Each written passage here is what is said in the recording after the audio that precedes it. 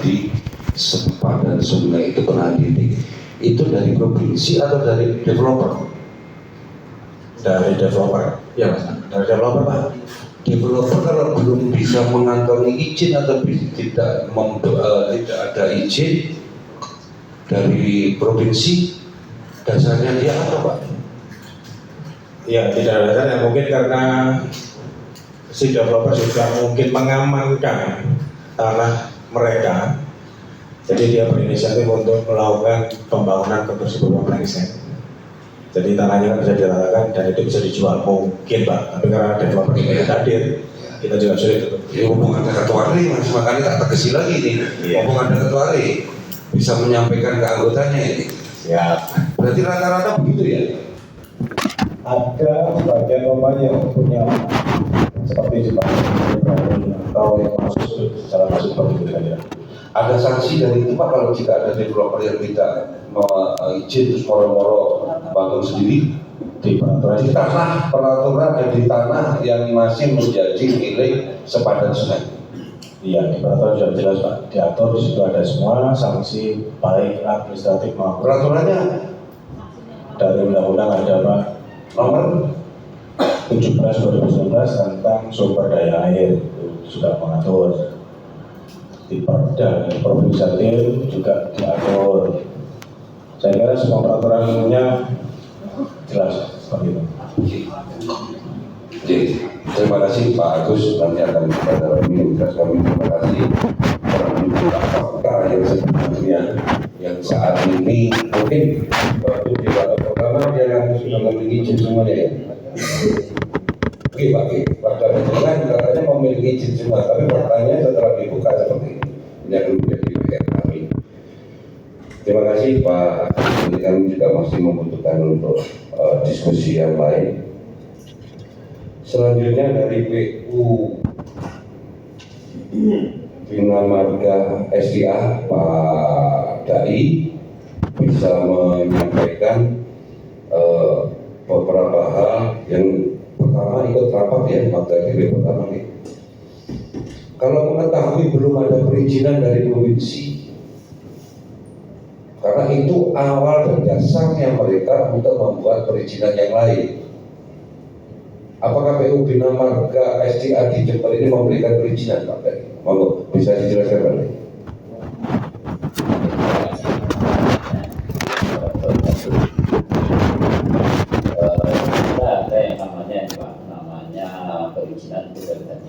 Perizinan banjir, di mana kegiatan tersebut ya memang kita mengundang Pak. Kita dari perizinan DPR banjir ini kita mengundang dari beberapa pihak, antara itu jadi dari PU provinsi juga atau lain itu. Untuk kegiatan yang di sungai, untuk kegiatan yang di sungai mungkin nanti untuk banjirnya mungkin ini kita ada dengan kemarin Pak Malik yang menjelaskan untuk kegiatan untuk banjir beberapa bisa di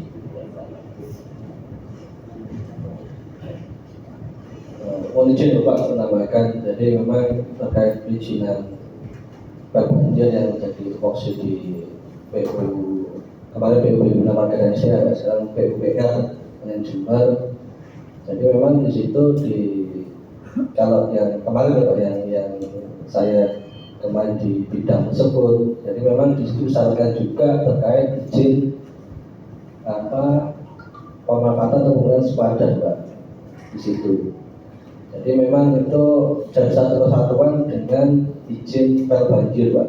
Apabila kawasan perumahan tersebut di lokasi tersebut berdekatan atau berimpitan dengan baik itu saluran irigasi yang kewenangan kabupaten ataupun yang di situ saluran irigasi ataupun sungai yang menjadi kewenangan dari provinsi Pak. Gitu. Jadi kalau terkait izin memang harusnya itu menjadi satu kesatuan. Cuma mungkin kami kurang paham juga karena ini izin di tahun 2016 juga.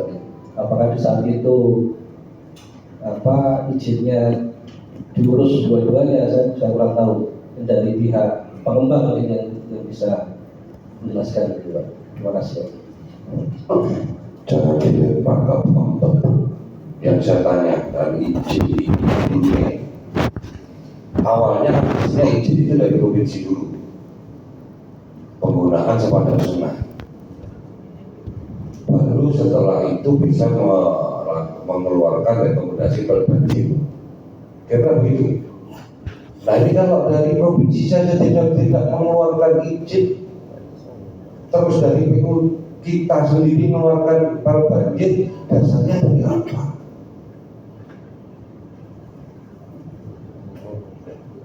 Maka di sini kami sebetulnya kebetulan sekali antara pihak provinsi dan kabupaten ini harus sama. Ini lucu kalau kita dari SDM, SDA kita mengeluarkan izin, rekomendasi, tapi dasarnya dari provinsi tidak ada izin. Jangan-jangan ada yang nggak beres ini di PU Bina Marga PUPR ini. Terus izin, coba Pak Dai, ini menjadi atensi serius. Saya khawatir ini tidak berlaku kepada perumahan-perumahan yang pengembang-pengembang yang lain ini. Perbanjir yang dikeluarkan untuk PT 9 Bintang ini ada nggak izinnya?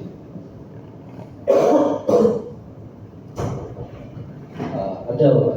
Ada. Bisa diberikan ke kami, Pak. Ini lucu, dasarnya dari pengurusan perbanjir ini mestinya kan ada rekomendasi dulu, karena sepadan sungai itu milik provinsi. Sama halnya saya menganalogikan begini, saya punya mau pinggir sungai tak bangun, gak usah izin, paling tak izinkan ke SDA dikeluarkan izin. Ini kan sama seperti itu. Akhirnya maaf, developer ini merasa punya pegangan karena perbanjir ini. Padahal proses awalnya mestinya dari sepadan sungai provinsi harus dimiliki dulu. Dan sering kami mendengar ini lempar-lemparan Pak, antara provinsi dengan kabupaten. Dikirim ke saya Pak, dikirim ke kami datanya untuk perbanjir PT 9 Bintang termasuk mungkin dari provinsi Pak. Kami kasih deadline apakah benar nggak ada atau mungkin ada oknum yang bermain kira-kira Pak Gus. Karena proses sudah cukup lama Pak, 2015, dan kantor kita juga permennya sudah 2015, seharusnya ini sudah berjalan Pak, dan mengikuti aturan yang terbaru. Saya kira seperti itu Pak. Tapi di kami tidak mencatatkan Pak untuk PT 9. Jadi memang tidak ada ini. Saya kira begitu Pak. Ojo nambah Mas, kalau ada, kalau enggak. Kalau saya kira kok si politisi itu sampean bukan kami Pak akhirnya.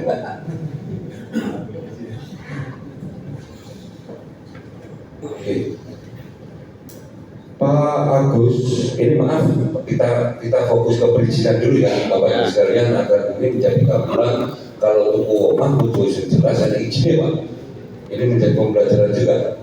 Atau yang salah ini nanti yang promosi, Pak Re nanti yang bisa menjelaskan itu.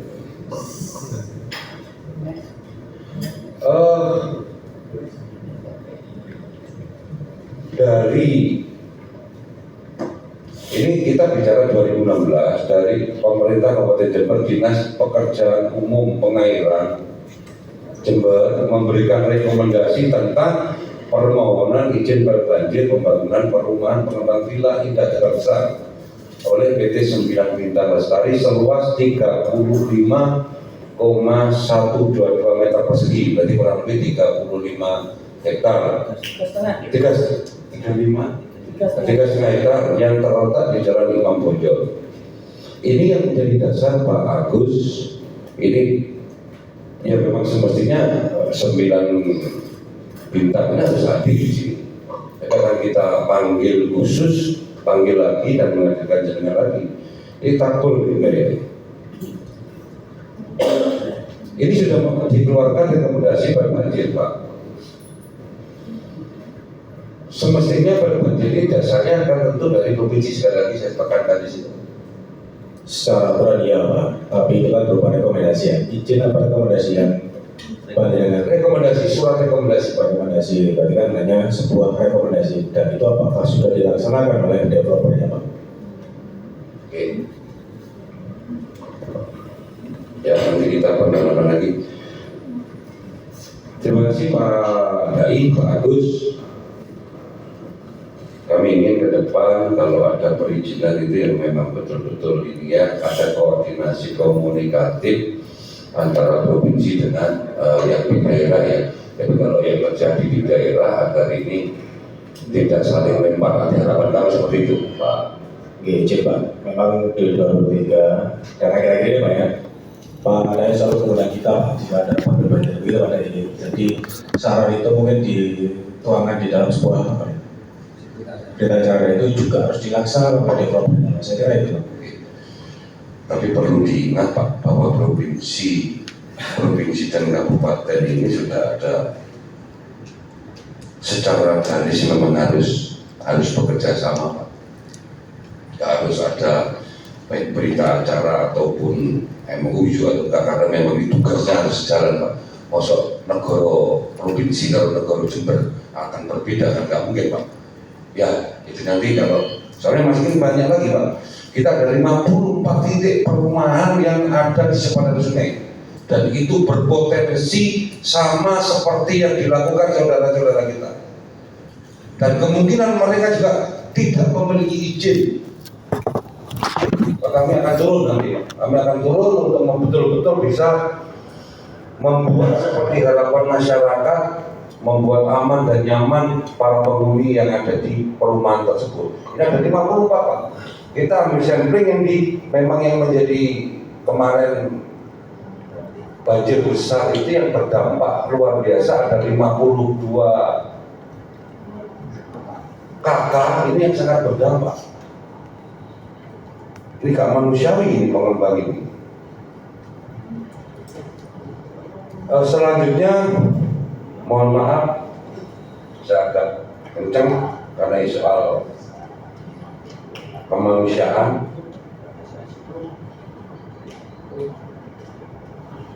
Kami minta Pak Kaban dari Pak Kiman yang ingin hadir langsung. Tentunya ini harus ada proses yang harus benar-benar terbuka Pak Kakan. Apakah luasan PT 9 Bintang ini yang sesuai dengan rekomendasi itu 3,5 hektar ini sudah sesuai dengan yang itu. Kalau tadi ada warga, salah satu warga yang ngomong sudah ada bocoran dari notaris, itu masih bersifat HGB. Kami ingin memastikan juga bahwa yang di sepadan sungai itu apakah juga sudah bersertifikat.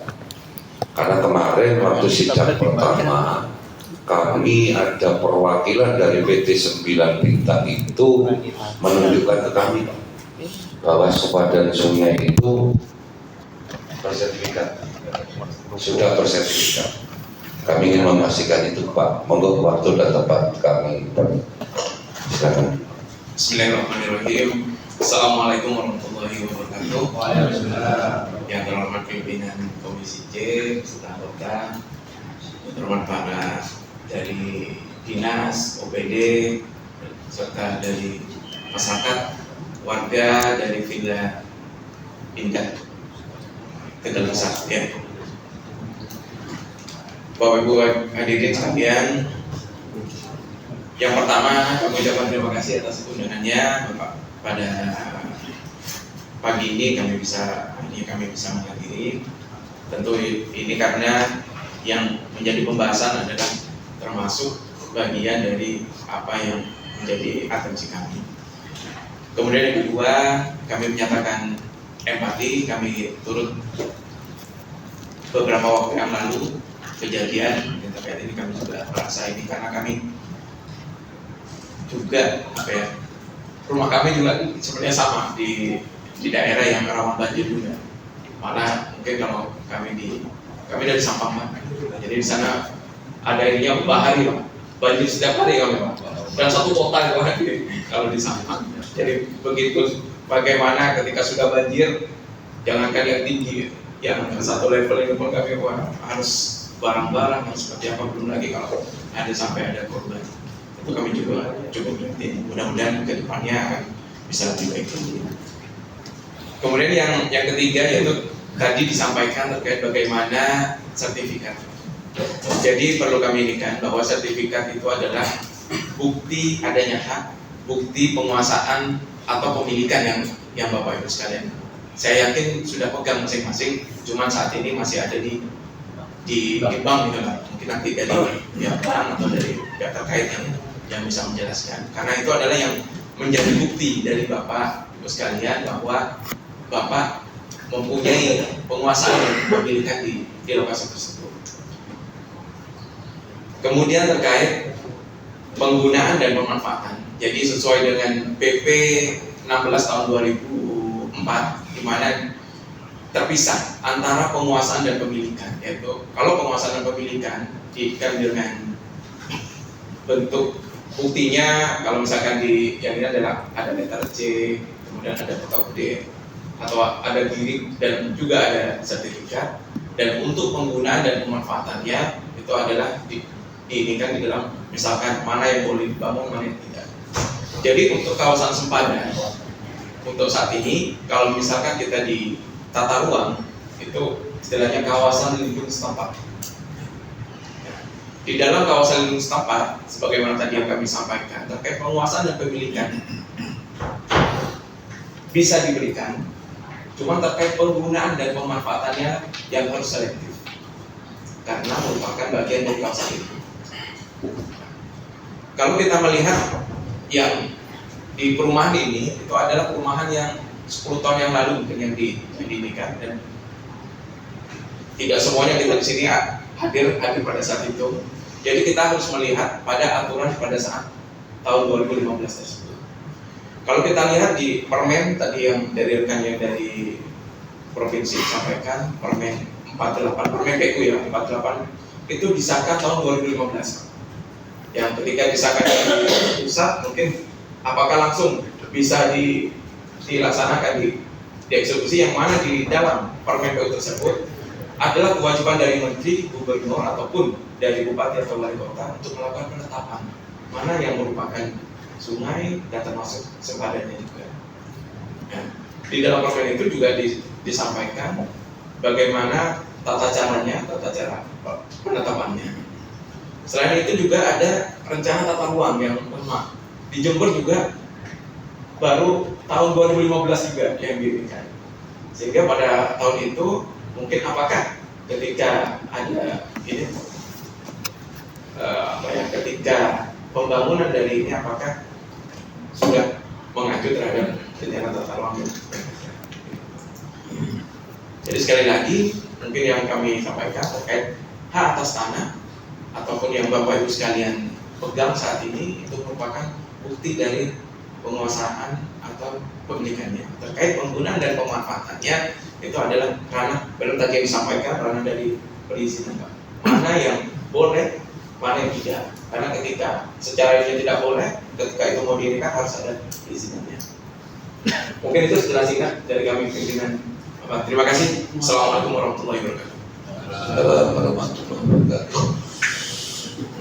Mohon pencerahan Pak.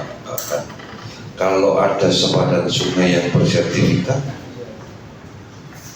itu apakah bisa digunakan untuk fasos ataupun rumah? Yang pertama kita harus jelas dulu, adakah penetapan dari bahwa itu adalah sungai atau apakah itu sempadan? Yang pertama itu.